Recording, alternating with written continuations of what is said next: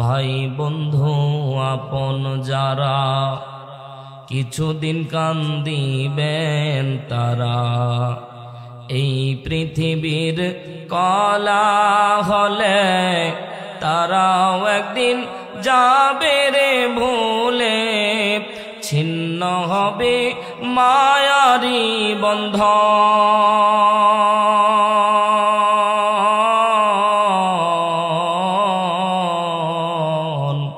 তুই মরিলে কান্দিবে কয়জন ভাই বন্ধু আপন যারা কিছুকাল কান্দিবেন তারা এই পৃথিবীর কলা হলে তারাও একদিন যাবে রে ভুলে ছিন্ন হবে মায়ারি বন্ধন তুই মরিলে কান্দিবে কয়জন ওরে মন তুই মরিলে কান্দিবে কয়জন। আল্লাহ তাআলা রোজাটা এমন আধ্যাত্মিক আমল এর মাঝে কোনো লৌকিকতা নাই। সুবহানাল্লাহ বলে, জোরে বলেন সুবহানাল্লাহ। রোজার মাঝে কোনো লৌকিকতা নাই, এটা সরাসরি আল্লাহর জন্য। কেন? কারণ আপনি নামাজ পড়বেন, এখানে লৌকিকতা ডাইরেক্ট আল্লাহ বলছে ফাওয়াইলুল লিল মুসাল্লিন। আপনি যাকাত দিবেন, আপনার মনে থাকবে মানুষ আপনাকে দানবীর বলবে, আপনার একটা অহংকার তাকব্বরি কাজ করতেছে। হজ করতেছে, নাম দিবে আলহাজ, ঠিক না? নাম দিবে আলহাজ, এজন্য হাজি লিখবেন, এজন্য যাচ্ছেন। প্রত্যেকটা আমলের এক একটা করে বাইন্ডিং আছে। কিন্তু রোজার ব্যাপারে মজার ব্যাপার দেখেন যে রোজা কেন আধ্যাত্মিক বলা হলো, কারণ রোজা রাখলে এটা লৌকিকতা প্রদর্শন হয় না, এটা সরাসরি আল্লাহর জন্য। কেন? এবার মজার ব্যাপার দেখেন, আপনি রোজা রেখেছেন, আমি জানি, বলেন আপনি রোজা রেখেছেন, আপনার মুখ দেখে আমি এতই আল্লাহর ওলি যে আপনার মুখ দেখে বলে দিতে পারবো? অসম্ভব ব্যাপার। কিন্তু আপনি রোজা রেখেছেন, এটা আপনি আর আল্লাহ জানেন। কথা বলেন। আপনার বউ জানবে না, বউ রাত্রিবেলা ঘুমায়, সকালবেলা ঘুমায়, ফজরের নামাজ পড়ে আপনি ইচ্ছা মতো গোপন কক্ষে ঢুকে খাচ্ছেন, কেউ দেখতে পাচ্ছে। যখনই খাইতে যাবেন, যদি ইচ্ছাকৃত খেতেও যান, তাও মনে মনে কবে আল্লাহ তুমি দেখতেছো, মাফ করে দিও। ঠিক না বেঠিক বলেন? আপনি ডুব দিয়েছেন নদীর মধ্যে, মনে করলেন খাইতে গেলে কেউ যদি নক করে দেয়, কেউ যদি দেখে ফেলে, চিন্তা করে দেখলেন আমি নদীর মধ্যে ডুব দিব, পুকুরের মধ্যে ডুব দিব, আমি পুকুরের মধ্যে ডুব দিয়ে পেট ভরে পানি খাবো, দুনিয়ার কেউ দেখবে? জোরে বলেন না, দুনিয়ার কেউ দেখবে, কিন্তু আজও পর্যন্ত কেউ খায় না। কথা বলেন ঠিক না বেঠিক? যদি অরিজিনাল রোজা রেখে থাকে, অরিজিনাল যদি রোজা রেখে থাকে, সে কোনোদিন খায় না। ও মুসলমান, মজার ব্যাপার দেখেন, উজু করতে গিয়ে আল্লাহর নবী সাল্লাল্লাহু আলাইহি সাল্লাম বলছে রমজান মাসে তোমরা গড়গড়া করবা না। গড়গড়া করতে নিষেধ করা হয়েছে, কুলি করবেন শুধু, গড়গড়া করা যাবে না। গড়গড়া করতে গেছেন, মনে করেন মুখে কুলি করতে গেছেন উজু করার জন্য কিংবা ফরজ গোসল আদায় করার জন্য, যখন কুলি করতে গেছেন এক ফোঁটা পানি যাওয়ার উপক্রম হয়েছে, যায়নি, তারপরও আমরা ইমানের দাবি থেকে গলাটা এমন করে ঝাড়ি মারি, খুব ফেলতে ফেলতে গলা পর্যন্ত শুকায় দেই। কথা জোরে বলেন ঠিক কিনা? মুসলমান ভাইয়েরা আমার, অন্ধকার প্রকোষ্ঠে দুনিয়ার কেউ না দেখলেও দেখতেছিল কে? আপনি খাবারের মধ্যে হাত দিলে সাথে সাথে আল্লাহর কথা মনে পড়ে গেল।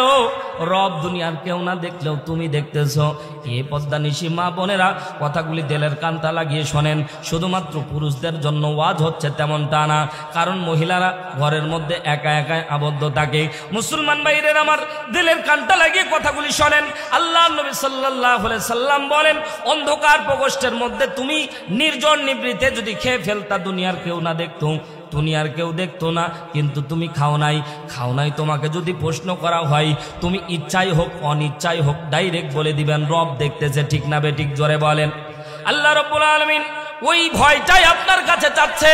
আল্লাহ তাআলা বলে, বান্দা এক একটা মাস তুমি ইচ্ছাই হোক অনিচ্ছাই হোক আমি রবরে তুমি খেয়াল করেছো, আমি রবরে তুমি স্মরণ করেছো। আপনি হয়তো এভাবে ভাবেন নাই, কিন্তু আপনি ইচ্ছাই হোক অনিচ্ছাই হোক রব আল্লাহরে আপনি সামনে থেকে দেখেছেন। জোরে বলেন সুবহানাল্লাহ। আজ থেকে আধ্যাত্মিকতা আপনার আরো বেড়ে যাবে। রোজা এমনি এমনি আল্লাহ তাআলা ফরজ করে নাই, আর রোজার ভিতরে আল্লাহ এত দামি দামি সওয়াব এমনি দেয় নাই। হাদিসে কুদসির মধ্যে পয়গম্বর ডাক দিয়ে বলে আস-সাওমু লি ওয়া আনা আজজি বিহি। আল্লাহ রাব্বুল আলামিন ডাইরেক্ট বলে হাবিব দুনিয়ার মানুষদেরকে আপনি বলে দেন রোজা হলো আমার জন্য, এর প্রতিদান আমি আল্লাহ নিজ হাতে বান্দার আমলনামা আমি নিজ হাতে বান্দার হাতে দান করে দিব। জোরে বলেন সুবহানাল্লাহ। নামাজ আল্লাহর জন্য, যাকাত আল্লাহর জন্য, হজ আল্লাহর জন্য, কিন্তু আল্লাহ কোন জায়গায় বলে নাই আস-সালাতু লি ওয়া আনা আজজি বিহি। আল্লাহ তাআলা কোন জায়গায় বলে না আজ-যাকাতু লি ওয়া আনা আজজি বিহি, আল হাজ্জু লি ওয়া আনা আজজি বিহি।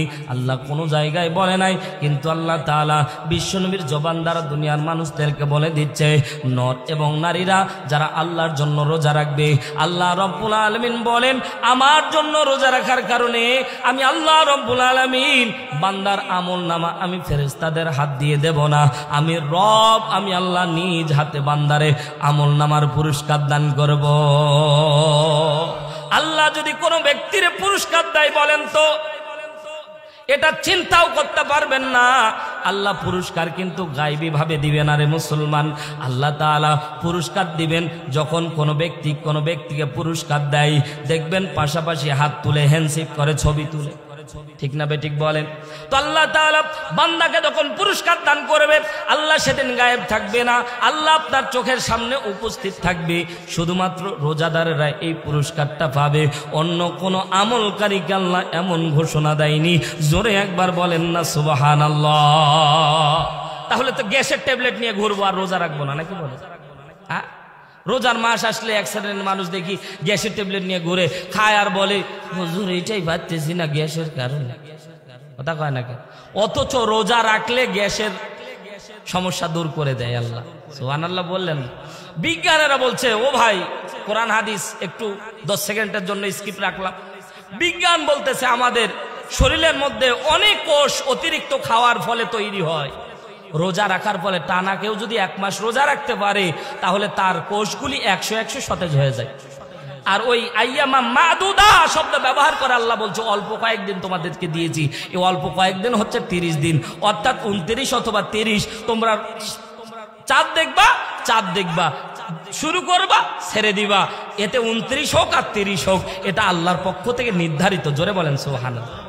বিজ্ঞান বলতেছে 30 দিন কেউ যদি টানা রোজা রাখতে পারে তার শরীরে যত অন্ডকোষ আছে, যার শরীরে যত অর্গানিজম আছে, যার শরীরে রক্তের কোলেস্টেরল বৃদ্ধি হয়ে গেছিল প্রত্যেকটা আল্লাহ সতেজ করে দেয়। সুবহানাল্লাহ বলে রক্তের ভিতর কোলেস্টেরল জমা হয় এটা বিশাল একটা মানে এটা অত্যন্ত ব্যয়বহুল একটা চিকিৎসা। রক্তে যদি আপনার কোলেস্টেরল জমা হয়, অথচ আল্লাহ নবী সাল্লাল্লাহু আলাইহি সাল্লাম আজ থেকে 1500 বছর আগে রোজার ব্যাপারে বলেছে। বিজ্ঞান এখন গবেষণা করে বলছে কেউ যদি টানা 1 মাস রোজা রাখে তার রক্তের ভিতরে কোনো কোলেস্টেরল থাকে না। আরো জোরে বলে সম্মানিত ভাইয়ের আমার, মজার ব্যাপার হলো আমি বলতেছিলাম আপনাদেরকে রোজা এমন একটা আধ্যাত্মিক, আল্লাহ তাআলা বললেন লা আল্লাকুম তাত্তাকুন। মজার ব্যাপার দেখেন, রমজান মাসে আল্লাহরে দেখতে পাইলাম, ইচ্ছাই হোক অনিচ্ছাই হোক, বুঝে থাকি আর না বুঝে থাকি, যখন সামনে ইফতারি নানান আইটেমের ইফতারি থাকে, ঠিক না? অনেক ইফতারি থাকে, কিন্তু 1 মিনিটের আগ মুহূর্তে নাড়াচাড়া করে বলেন দেখি অনেক বেশি ক্ষুধার্ত আপনি, তারপরেও 1 মিনিট আগ পর্যন্ত আল্লাহ তাআলার নির্দেশ সূর্য ডোবা পর্যন্ত না খাওয়া থাকা লাগবে। এই জন্য আপনি কোনো খাদ্য খাবারের মধ্যে হাত দিচ্ছেন না। এ মুসলমান, একটাবার চিন্তা করেও দেখলাম না ওই যে খাদ্য খাবারের মধ্যে হাত দিচ্ছি আর নাড়াচাড়া করতেছি, ভুল করেও কেউ একটা মুড়ির দানা পর্যন্ত মুখের মধ্যে নিই না, ঠিক না ঠিক বলেন? কত সুন্দর করে নাড়ানাড়ি করতেছি, শুধু টাইমের দিকে দেখতেছি। আল্লাহ বলে ফেরেশতারা খাদ্য খাবার নাড়াচাড়া করে, আর আমার বান্দারা যখন টাইমের দিকে লক্ষ্য করে, আমি আল্লাহর ওই যে টাইম যেটা লক্ষ্য করতেছে ওটা টাইম না, ওটা আল্লাহ তাআলার নির্দেশ। কথা বলেন না কেন? ওটা টাইম ছিল না।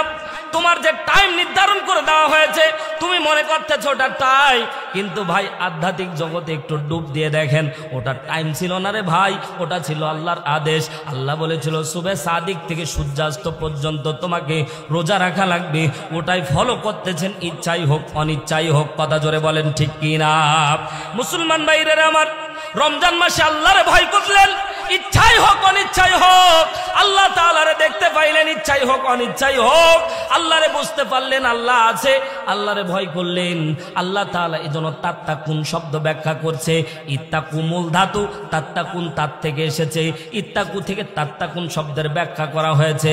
এই ইত্তাকুন শব্দ আল্লাহ তাআলা কোরআনের অসংখ্য জায়গায় বলেছে ভয় করো আল্লাহকে, ভয় করার অর্থে ইত্তাকু শব্দ ব্যবহার করা হয়েছে। ওই জায়গা থেকে তাত্তাকুন বলা হয়েছে, যারাই আল্লাহকে ভয় করে তারাই মুত্তাকিন। জোরে বলেন সুবহানাল্লাহ। মুসলমান ভাইরা আমার, দিলের কানটা লাগিয়ে কথাগুলি শোনেন। আল্লাহ রাব্বুল আলামিন বলছে, বান্দা রমজান মাসে কমপ্লিট ভাবে আমি আল্লাহরে তোমরা দেখতে পাইলা, আমি আল্লাহরে তোমরা ভয় করলা, কিন্তু বান্দা যখন সূর্য যখন চাঁদ যখন উদিত হয়ে গেল, যখন শাওয়াল মাসের চাঁদ দেখা গেল, বান্দা তুমি আমি আল্লাহরে ভুলে গেলা। নামাজ ধরেছিল অসংখ্য বান্দা, কিন্তু রোজা যখন শেষ হয়ে যায় নামাজিরও খুঁজে পাওয়া যায়। কথা বলেন না কেন? কিছু নামাজ উদাও হয়ে যায়, আছে না নাই? এ আল্লাহর বান্দা, কিছু দেখবেন যারা সুদি ব্যবসা করে, রমজান মাস আসলে দেখবেন যে সারাদিন তারা সুদের কারবার করে না, আছে না? কেন ভাই সুদি কারবার করতেছেন না? বলে রাতের দিকে দেখা করে, কথা বলেন, রাতের দিকে দেখা কইলো কেন? এখন রোজা আসি তো, ওরে সর্বনাশ। রমজান মাস আসলে সুদ করে, সুদের ব্যবসা দিনের বেলায় কন্টিনিউ করে না, রাত্রিবেলা করে। চালাকি জিজ্ঞাসা করি, দিনের বেলায় সুদের টাকাটা হাত দিলেন না, বললে আমি রোজা আছি। কথা বলেন না কেন? এ মুসলমান দিলের কানটা লাগিয়ে শোনেন, তারপরেও সুদখোর কিন্তু আল্লাহকে ভয় করেছিল। কথা বলেন ঠিক কিনা? আল্লাহ তাআলা বলেন লাআল্লাকুম তাত্তাকুন।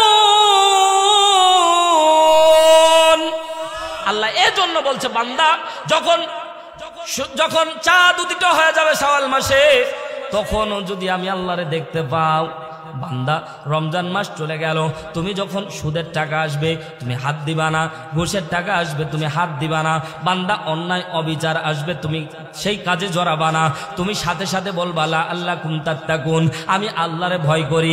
আল্লাহ বলছে বান্দা একটা মাস যেভাবে আমি আল্লাহরে না দেখে গোপন কক্ষে ইচ্ছা থাকার সত্ত্বেও সুযোগ থাকার সত্ত্বেও তুমি খাও নাই, বান্দা আমি আল্লাহরে ভয় করেছো। এই বান্দা এই ভয়টাই আমি আল্লাহ তোমার কাছে চাচ্ছিলাম, আর এই ভয়টা করার কারণেই আমি তোমারে মুত্তাকি বলে ঘোষণা দান করব। শুধু একটা মাস মুত্তাকি বলে থাকলে হবে না, একটা মাসের ট্রেনিং নিয়ে বাকি 11টি মাস যদি আল্লাহরে দেখতে পান তাহলেই আপনি মুত্তাকিন হবেন। আল্লাহর 8টা জান্নাত আপনার জন্য হাতছানি দিয়ে দিয়ে ডাকবে। মুসলমান ভাইরা আমার, কথা বোঝার চেষ্টা করেন। আল্লাহ রাব্বুল আলামিন কোরআনুল কারিমে বিশ্বনবী 40 বছর পর্যন্ত চলে গেলেন। আল্লাহ নবী সাল্লাল্লাহু আলাইহি সাল্লাম এখনো আল্লাহ নবী সাল্লাল্লাহু আলাইহি সাল্লামের উপর আল্লাহ তাআলা ওহী নাজিল করে নাই। বিশ্বনবী বারবার কাবার মালিকের দিকে তাকা তাকা ডাকতে বলে, কাবার মালিক এই সমাজটাকে কিভাবে দূর করা যায়, অন্যায় কিভাবে দূর করা যায়, জুলুম কিভাবে দূর করা যায়। হে কাবার মালিক, তুমি এমন একটা শাশ্বত বিধান দান করো যেই বিধান দিয়ে সমাজটা অন্যায় দূর হবে, দুর্নীতি দূর হবে, এই সমাজটা শান্তিপূর্ণ হয়ে যাবে। আমার আল্লাহ বললেন জিবরাইল আর দেরি করো না, কোরআনুল কারীম তুমি নিয়ে বিশ্বনবীর দরবারে জমা দিয়ে দাও। জোরে একবার বলেন না সুবহানাল্লাহ। আল্লাহ নবীর উপরে কোরআনুল কারীম নাজিল হওয়া শুরু হয়ে গেল। বিসমিল্লাহির রহমানির রহিম।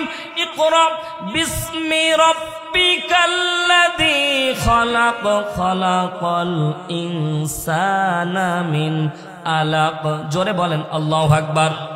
5টি আয়াত নাজিল হয়ে গেল। আল্লাহর নবী সাল্লাল্লাহু আলাইহি সাল্লাম চলে গেলেন বাড়ির মধ্যে। নিজেকে কম্পনিত মনে হলো, নিজেকে আনফিট মনে হলো।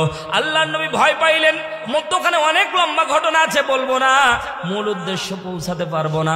মুসলমান আল্লাহর নবী হযরতে খাদিজার কাছে চলে গেলেন।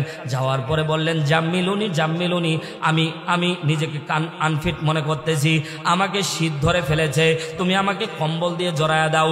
জাম্মিলুনি জাম্মিলুনি 3 বার ব্যবহার করেছে। আল্লাহর নবী বুখারীর মধ্যে হাদিস এসেছে, আল্লাহর নবী সাল্লাল্লাহু আলাইহি সাল্লাম হযরতে আর মধ্যখানে অনেক দিন পর্যন্ত জিব্রাইল আসতেছে না।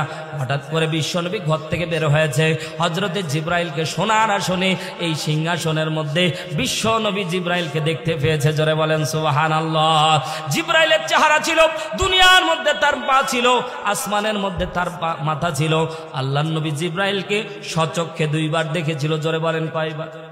জিব্রাইল নিজ আকৃতিতে আল্লাহর নবীকে দুইবার দেখা দিয়েছিল। একবার আল্লাহর নবী ওহী নাজিলের কিছুদিন পরে, আবার মেরাজের রজনীতে সিদরাতুল মুনতাহার কাছে গিয়ে আল্লাহর নবী জিব্রাইলের বিকট চেহারা দেখেছিল। জোরে বলেন সুবহানাল্লাহ। জিব্রাইলকে দেখা মাত্র বিশ্ব নবী কম্পিত হয়ে গেল, ভয় পেয়ে গেল। আল্লাহর নবী খাদিজার কাছে এসে বলল, জাম্মিলুনি জাম্মিলুনি, আমাকে চাদর দিয়ে ঢেকে দাও, আমার নিজের উপর আশঙ্কা তৈরি হচ্ছে, আমি মনে হয় বাঁচবো না, আমাকে মনে হয় কিছু একটা আসর করতেছে। আল্লাহর নবীর সাথে হযরতে আম্মাজান খাদিজা চালাক চতুর ছিলেন। হাতটা ধরে আল্লাহর নবীকে নিয়ে ওয়ারাকা বিন নওফলের কাছে চলে গেলেন। ওয়ারাকা বিন নওফলের কাছে গিয়ে, তিনি ছিলেন তাওরাত কিতাবের হাফেজ। ওয়ারাকা বিন নওফল শুনলেন, ঘটনা শোনার পরে সাথে সাথে ওয়ারাকা বিন নওফল আল্লাহর নবীর হাতটা নিলেন, ডাক দিয়ে বললেন, আপনি এমন একজন মহামানব, আপনার মতো পৃথিবীর মধ্যে আর ভালো মানুষ আগেও ছিল না, পরবর্তী থাকবে না, আপনি হচ্ছেন বিশ্ব নবী। জোরে বলেন সুবহানাল্লাহ। এটা কোনো ঐশী গ্রন্থ না, ভয় পাওয়ার কোনো চিন্তা নাই।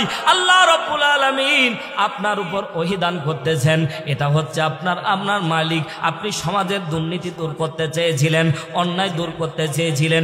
40 বছর পর্যন্ত 23 বছর মানুষের দ্বারে দ্বারে ঘুরেছেন, কিন্তু কোনো পরিবর্তন হয় নাই।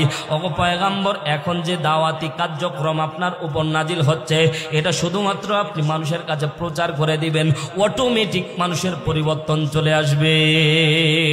মুসলমান ভাইরা আমার, গভীর মনোযোগ দেন। আল্লাহর নবী সাল্লাল্লাহু আলাইহি সাল্লাম এবার মানুষের দ্বারে দ্বারে চলে গেলেন। লা ইলাহা ইল্লাল্লাহ তুফলিহুন। সাথে সাথে যারা লা ইলাহা ইল্লাল্লাহ পাঠ করলো, তারা বুঝতে পারলো কোন জিনিস পাঠ করতেছি। কারণ একমাত্র প্রথমে না সূচক বাক্য ব্যবহার করা হয়েছে। লা মানে নেই, ইলাহ ইল্লাল্লাহ, নেই কোনো ইলাহ আল্লাহ ছাড়া, নেই কোনো ইলাহ। জোরে বলেন, নেই কোনো ইলাহ আল্লাহ ছাড়া। আল্লাহ বলছে আগে যে শব্দ ব্যবহার করা হলো, লা মানে আগে না শব্দ। কারণ অনেক তন্ত্র মন্ত্র থাকতে পারে, অনেকেই সমাজটাকে নিজেকে রব বলে দাবি করতে পারে, সমাজের ভিতরে অনেকে রব দাবি করে বসে থাকতে পারে। এই জন্য আল্লাহ বলছে অনেক ইলাহ থাকতে পারে, অনেক রব দাবি করার ব্যক্তি থাকতে পারে। সবকিছুকে বর্জন করে একমাত্র ইলাহ আল্লাহর দিকে প্রত্যাবর্তন হওয়া লাগবে। জোরে বলেন সুবহানাল্লাহ। বিশ্ব নবী কোরআন নাজিল হয়ে গেল। আল্লাহ নবী মানুষের দ্বারে দ্বারে যখন চলে যাচ্ছে, অসৎ ব্যক্তিটা যখন কোরআনুল কারীমের ছায়া তলে আসে, ওই ব্যক্তিটা সোনার মানুষে পরিণত হয়ে যায়। হযরতে ওমর সমাজের ভিতরে আল্লাহর নবীকে এবার মারার জন্য চিন্তা ভাবনা করলো। দারুণ দোয়া বৈঠক করে আল্লাহর নবীকে মারার জন্য চিন্তা ভাবনা করলো, কিন্তু কারো সাহসে কুলাচ্ছে না আল্লাহর নবীকে মারবে। আল্লাহর নবীকে মারার জন্য ডাইরেক্ট বলা হলো 100 উট পুরস্কার দেওয়া হবে।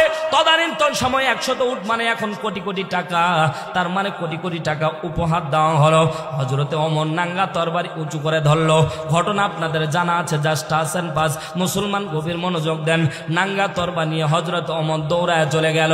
আল্লাহর নবী সাল্লাল্লাহু আলাইহি সাল্লামের কাছে যাওয়ার আগে নিজের বোন ফাতেমার কাছে যখন চলে গেল, আল্লাহর নবী যাওয়ার পরে আল্লাহর নবীর সাহাবী হযরত ওমর এখনো ইসলাম ধর্ম কবুল করে নাই। হযরত ওমর যখন তার বোনের কাছে বোনের কাছ বরাবর চলে গেল, বোনের দরজার কাছে গিয়ে দেখলো বোন গুনগুনিয়ে কোরআন পড়ে। এই কোরআন হযরতে ওমর কানের মধ্যে যাওয়া মাত্র ওমরের দিল পরিবর্তন হয়ে আল্লাহর নবীর দিকে ঝুঁকে গেল। আল্লাহর নবীর কাছে হযরতে ওমর চলে যাচ্ছে, আল্লাহর নবীর পাশে দাঁড়ায় আছে আমির হামজা। ডাকতে বলছেন, ইয়া রাসূলুল্লাহ, মক্কার কুখ্যাত ওমর ইবনুল খাত্তাব, খাত্তাবের বেটা ওমর আপনার কল্লা নেওয়ার জন্য আসতেছে। আল্লাহর নবী বললেন, বাধা দিও না, আমার কেমন জানি মনে হচ্ছে ওমর আমার কল্লা নিবে না, ওমর আমার পায়ের তলে তার তরবারিটা জমা দিয়ে দিবে। লিল্লাহে তাকবীর। হযরতে বিশ্ব নবীর কলিজার টুকরা চাচা আমির হামজা পাশে দাঁড়ায় গেলেন, ডাক দিয়ে বললেন, কোন রকমের খাত্তাবের বেটা ওমর যদি কোন রকমের আল্লাহর নবী আপনার দিকে ছুরিটা উঁচু করতে যাই, আমি খাত্তাবের মাথাটাকে উড়াইয়া দিব। জোরে বলেন আল্লাহু আকবার। মজার ব্যাপার এখানে আরেকটা ঘটনা আপনাদেরকে বলি। হযরতে ওমর যখন তার বোনের কাছে গেল, বোনের কাছে যাওয়ার পরে বোনকে বলল, তুমি কি ইসলাম ধর্ম কবুল করেছো? বলে হ্যাঁ কবুল করেছি। সাথে সাথে হযরতে ওমর একটা চর মেরেছিল।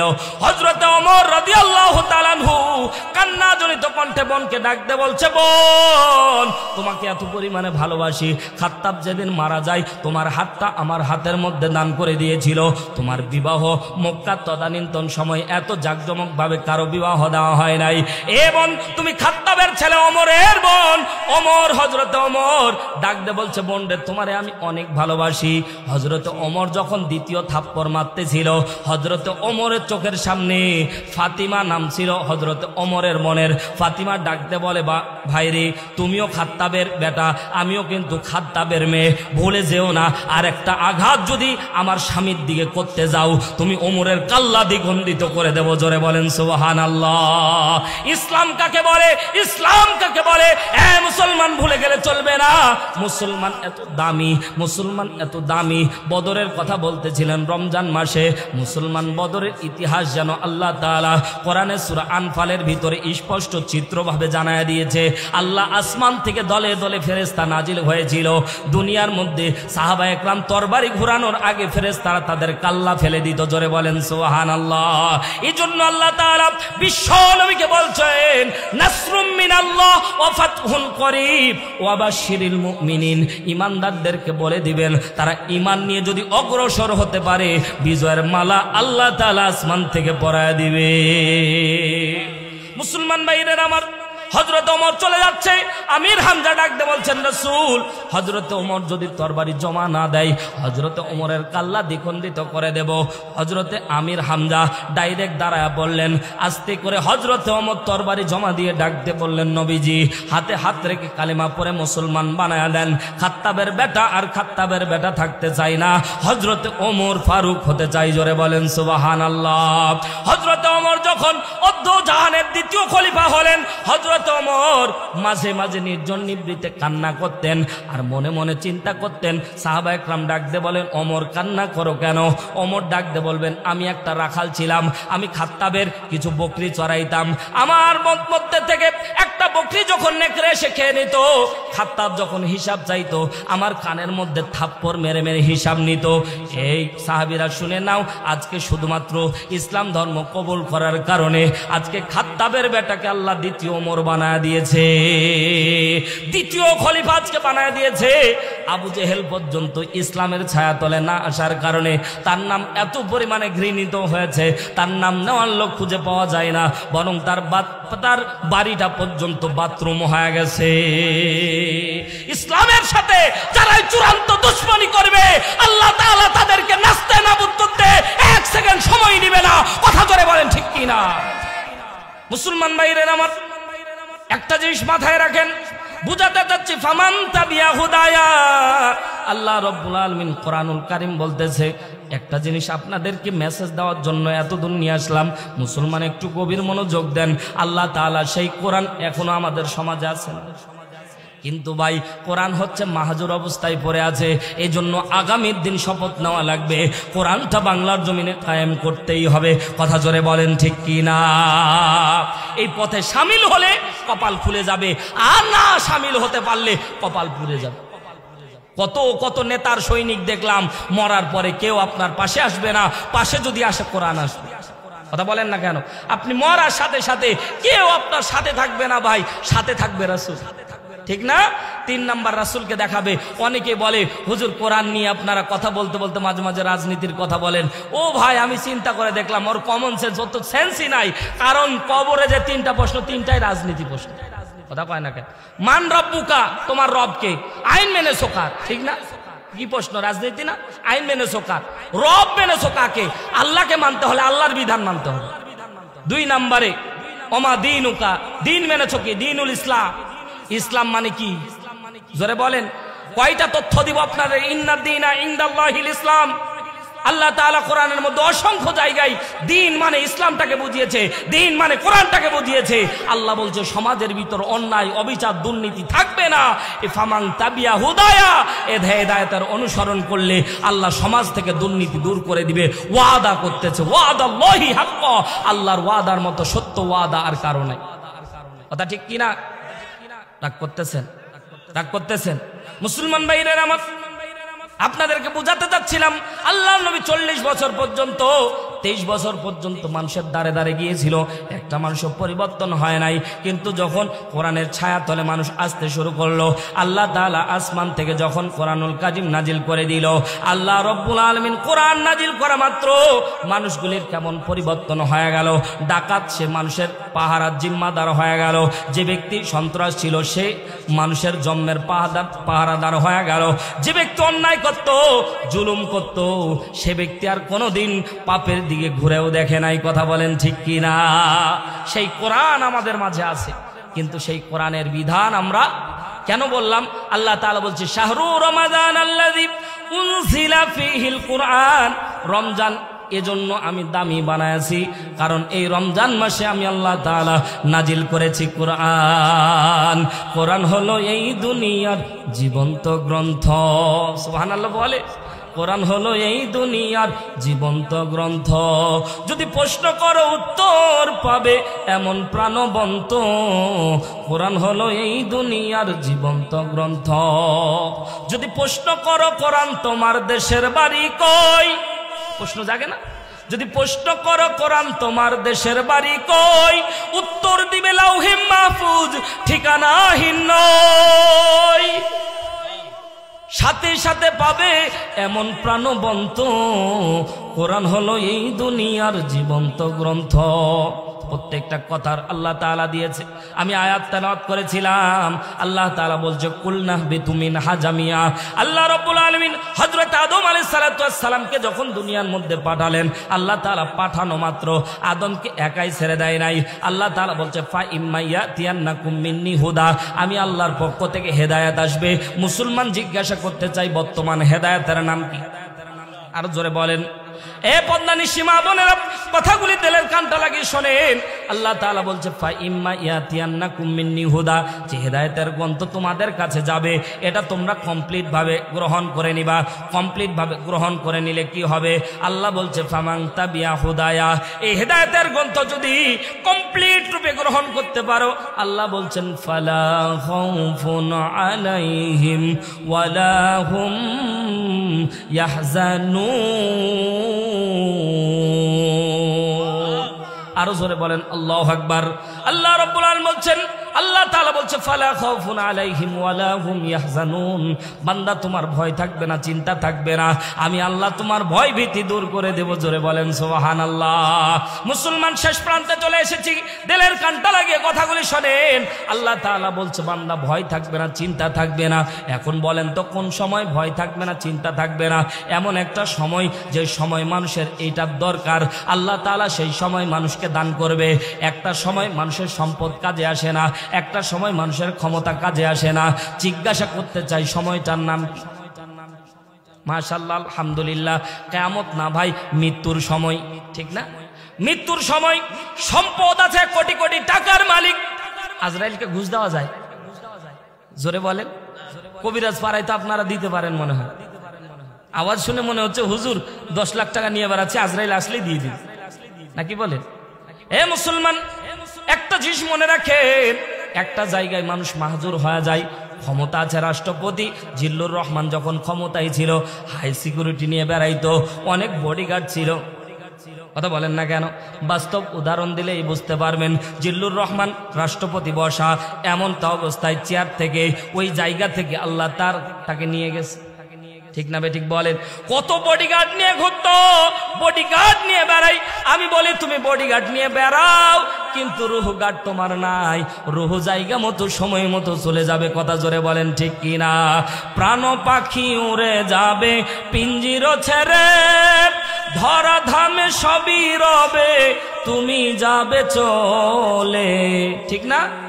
প্রাণ পাখি সময় মতো চলে যাবে, কিন্তু ধরা ধামে তুমি পড়ে থাকবা একাই। কথা জোরে বলেন ঠিক কি? মুসলমান ভাইরা আমার, মানুষ মৃত্যুর সময় মাহজুর হয়ে যায়। এ মুসলমান, আপনারও মরা লাগবে, আমারও মরা লাগবে, সবাইর মরা লাগবে একদিন। জিজ্ঞাসা করতে চাই, বাঁচার অপশন আছে নাকি ভাই? এ মুসলমান, একটু দিলের কানটা লাগিয়ে শোনেন। দুনিয়ার জিন্দেগি ছেড়ে পরকালের জিন্দেগিতে সফর করা লাগবে। আপনিও মারা যাব, আমিও মারা যাব। বাবা যেদিন মারা গিয়েছিল, অনেকের বাবা মা, যাদের বাবা মা মারা গেছে, কার কার একটু হাত তুলেন তো। বাবা অথবা মা, বাবা মা মারা গেছে কার কার? আল্লাহু আকবার। অসংখ্য এখানে যারা বসে আছেন 80% মানুষের বাবা মা মারা গেছে। এ মুসলমান, কথা বলতেছি মিলাম। বাবা যেদিন মারা গেল, মা যেদিন মারা গেল, মায়ের কবরটা যখন দিচ্ছিলাম, বাবার কবরটা যখন দিচ্ছিলাম, মুসলমান যদি সন্তান হয়ে থাকেন, বাবা মারে যদি বিন্দু পরিমাণে ভালোবেসে থাকেন, জিজ্ঞাসা করতে চাই, বাবার লাশটা যখন কবরে নামানোর পরে আস্তে আস্তে আত্মীয় স্বজন যখন বাঁশগুলি দিচ্ছিল, চিন্তা করে দেখলাম না এক এক করে সবাই মানুষ দূরে চলে যায়, কিন্তু সন্তান কিন্তু বাবার মুখের দিকে তাকায়। বাবা শেষ দিকটা সন্তান বাবার মুখের দিকে তাকায় থাকে। আমার বাবা মা বেঁচে আছে, কিন্তু আমি আমার একজন বন্ধু তার চেহারার দিকে তাকাচ্ছিলাম। হাফেজ মানুষ, অজন্যয়নে কান্না করতেছে। আর শেষ বাসটা যখন মুখের উপরে দিচ্ছিল, বন্ধু আমার বলতেছিল, আত্মীয় স্বজনের শেষ বাসটা দিও না। এই আল্লাহর বান্দারা, বাবা মা যাদের নাই, তারা দুনিয়ার মধ্যে কত বড় একটা নিয়ামত আল্লাহ তাআলা দিয়ে। বাবার লাশটা যখন রাখতেছিল, শেষ বাসটা যখন মুখের উপর দেয়, অনেকের কলিজা ছিঁড়ে যায়। এই আত্মীয়রা, একটু দেরি করো, বাবার মুখটা একটু দেখি। বারবার করে তাকায় আর তাকায়, আর বাবার লাশের দিকে তাকায় আর বলে, আব্বা এই বাসটা দিয়ে দিলে আর কোনোদিন তোমার মায়ের চেহারা দেখতে পাবো না রে বাবা।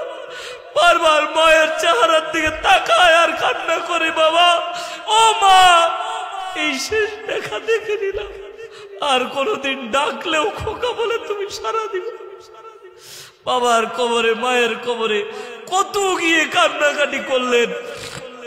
বাবা মারে কতবার জিজ্ঞাসা করলেন, বাবা কবরে কেমন আছো, মা কবরে কেমন আছো? আল্লাহর কসম, কবর থেকে কোনো আওয়াজ আসে না।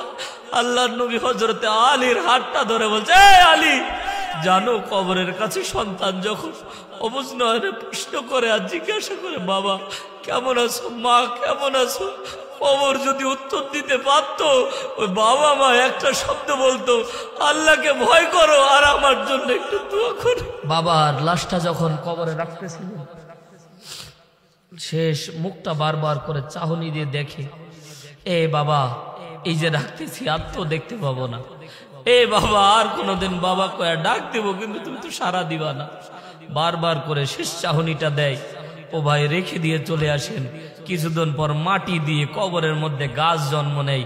ওই যে শুরুতে বললাম, আত্মীয় স্বজন কিছুদিন কাঁদে, তারপর আস্তে আস্তে দুনিয়ার মায়া জালে বাবা মারে পর্যন্ত ভুলে যায়। ঠিক না?